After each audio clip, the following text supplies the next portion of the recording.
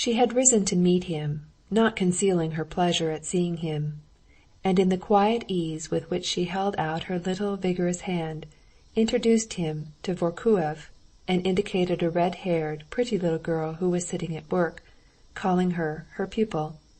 Levin recognized and liked the manners of a woman of the great world, always self-possessed and natural. "I am delighted, delighted," she repeated, and on her lips those simple words took for Levin's ears a special significance. "I have known you and liked you for a long while, both from your friendship with Stiva and for your wife's sake.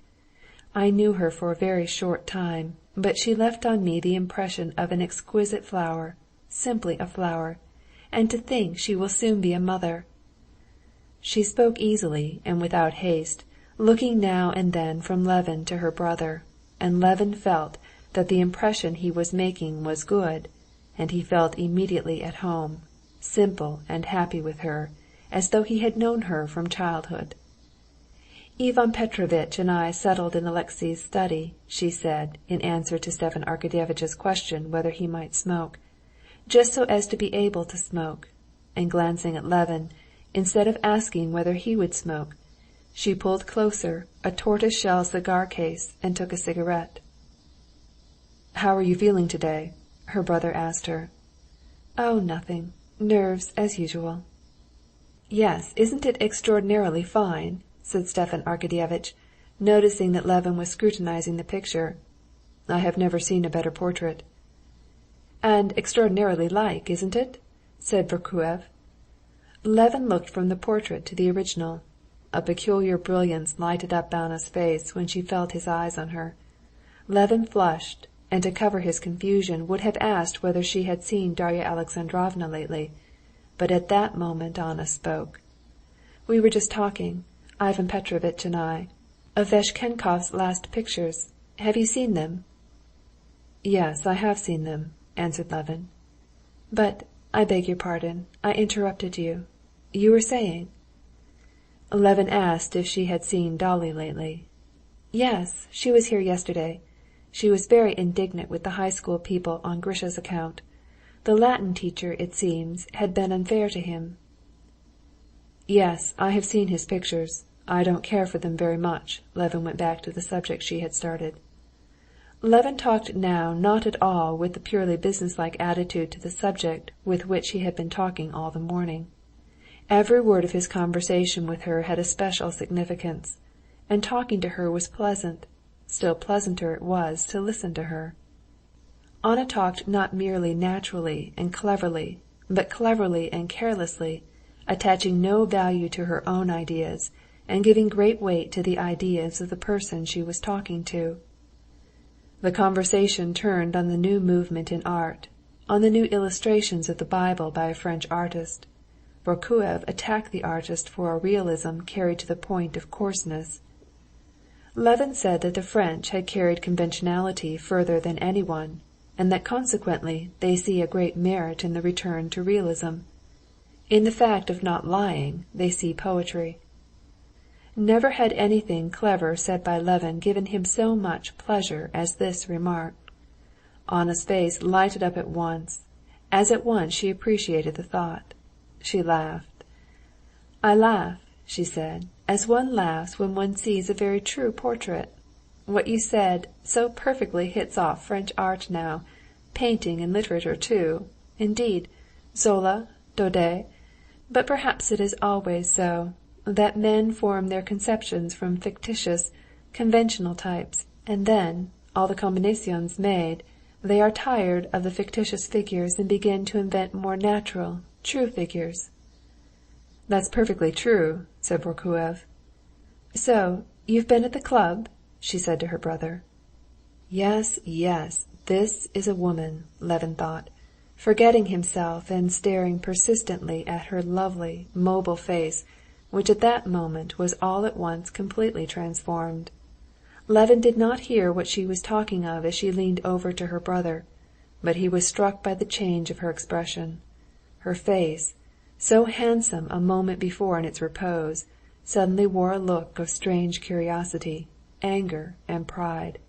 But this lasted only an instant, She dropped her eyelids, as though recollecting something.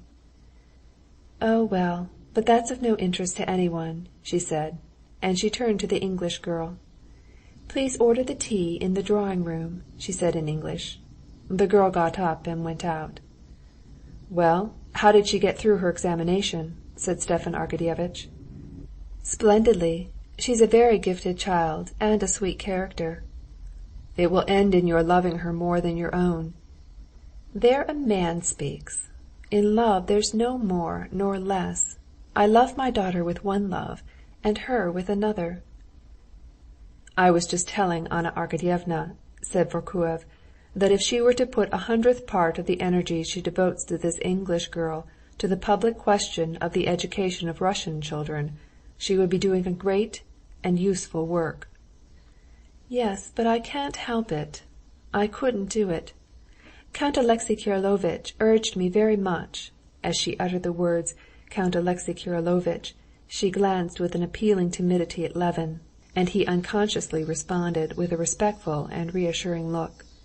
"He urged me to take up the school in the village. I visited it several times. The children were very nice, but I could not feel drawn to the work. You speak of energy. Energy rests upon love. And come as it will, there's no forcing it. I took to this child. I could not myself say why."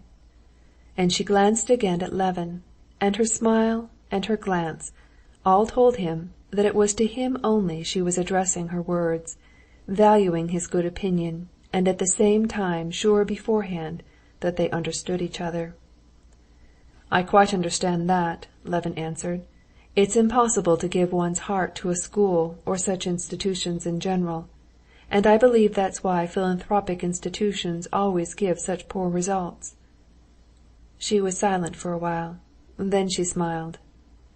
"Yes, yes," she agreed. "I never could. Je n'ai pas le cœur assez large to love a whole asylum of horrid little girls. Cela ne m'a jamais réussi. There are so many women who have made themselves une position sociale in that way. And now more than ever," she said with a mournful, confiding expression, ostensibly addressing her brother, but unmistakably intending her words only for Levin, "now when I have need of some occupation, I cannot." And suddenly frowning, Levin saw that she was frowning at herself for talking about herself, she changed the subject. "I know about you," she said to Levin, "that you're not a public-spirited citizen, and I have defended you to the best of my ability." "How have you defended me?" "Oh, according to the attacks made on you. But won't you have some tea?" She rose and took up a book bound in morocco.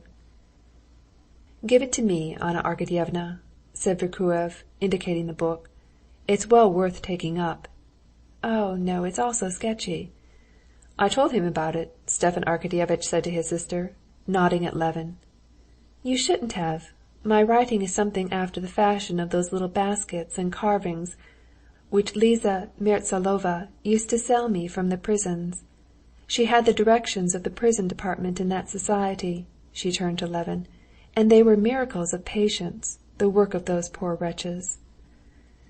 And Levin saw a new trait in this woman, who attracted him so extraordinarily. Besides wit, grace, and beauty, she had truth. She had no wish to hide from him all the bitterness of her position. As she said that she sighed, and her face suddenly taking a hard expression, looked as it were turned to stone. With that expression on her face she was more beautiful than ever. But the expression was new.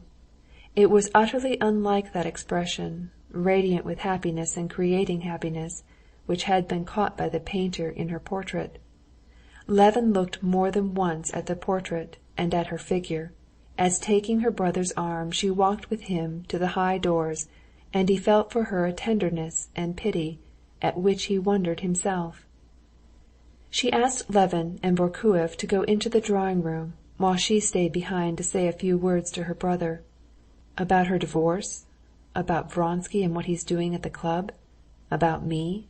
Wondered Levin, and he was so keenly interested by the question of what she was saying to Stepan Arkadyevitch that he scarcely heard what Vorkuev was telling him of the qualities of the story for children Anna Arkadyevna had written. At tea the same pleasant sort of talk, full of interesting matter, continued. There was not a single instant when a subject for conversation was to seek. On the contrary, it was felt that one had hardly time to say what one had to say, and eagerly held back to hear what the others were saying. And all that was said, not only by her, but by Vorkuev and Stepan Arkadyevitch, all, so it seemed to Levin, gained peculiar significance from her appreciation and her criticism. While he followed this interesting conversation, Levin was all the time admiring her beauty, her intelligence, her culture, and at the same time her directness and genuine depth of feeling. He listened and talked, and all the while he was thinking of her inner life, trying to divine her feelings.